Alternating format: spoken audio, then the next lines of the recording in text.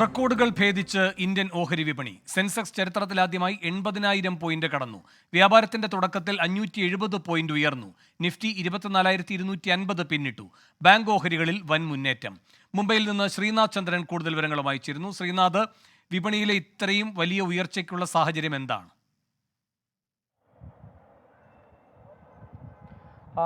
പല സാഹചര്യങ്ങളുണ്ട്. കഴിഞ്ഞ കുറേ ദിവസങ്ങളായി ഈ തെരഞ്ഞെടുപ്പിന് ശേഷം പിന്നീട് വിപണി പടിപടിയായി ഇങ്ങനെ മുകളിലേക്ക് പോകുന്ന കാഴ്ചയാണ് കാണുന്നത്. അതിനുള്ള പല സാഹചര്യങ്ങളുണ്ട്. അതിലൊന്ന്, അടുത്തയാഴ്ച ഇനിയിപ്പോൾ കേന്ദ്ര ബജറ്റ് വരാൻ പോകുന്നു. ബജറ്റിൽ നിക്ഷേപകർ അർപ്പിക്കുന്ന ഒരു പ്രതീക്ഷ ഈ വിപണിയിൽ പ്രതിഫലിക്കുന്നുണ്ട്. ചില സെക്ടറുകൾ, പ്രത്യേകിച്ച് ബാങ്കിങ് സെക്ടറിൽ ഇന്നിപ്പോൾ രാവിലെ നോക്കുമ്പോൾ HDFC അടക്കമുള്ള ബാങ്കുകൾ വലിയ കുതിപ്പ് ഈ ദിവസം നടത്തുകയാണ്. അങ്ങനെ ബാങ്കിങ് സെക്ടർ അടക്കമുള്ള ഓട്ടോമൊബൈൽ, എനർജി സെക്ടറുകളിലുള്ള കമ്പനികൾ നടത്തുന്ന മുന്നേറ്റം, അതൊക്കെയാണ് ഈ ഓഹരി സൂചികകൾ കാണുന്നത്. അതോടൊപ്പം തന്നെ അന്താരാഷ്ട്ര സാഹചര്യങ്ങളുണ്ട്.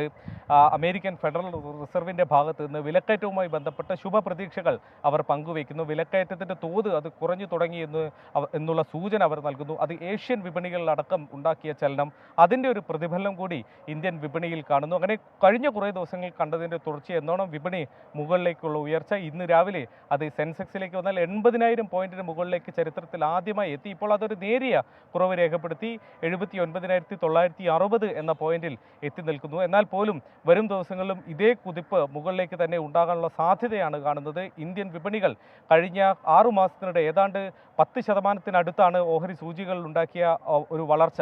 അത്രയും മികച്ച രീതിയിൽ കഴിഞ്ഞ കുറച്ച് മാസങ്ങളായി പോകുന്നു. ഇതിൻ്റെ ഒരു തുടർച്ച മുന്നോട്ട് ഉണ്ടാക്കാനുള്ള സാധ്യതയും അവിടെ കാണുന്നുമുണ്ട്. വേണു. ശരി, ശ്രീനാഥ് ചന്ദ്രനാണ് മുംബൈയിൽ നിന്ന് വിവരങ്ങൾ നൽകിയത്.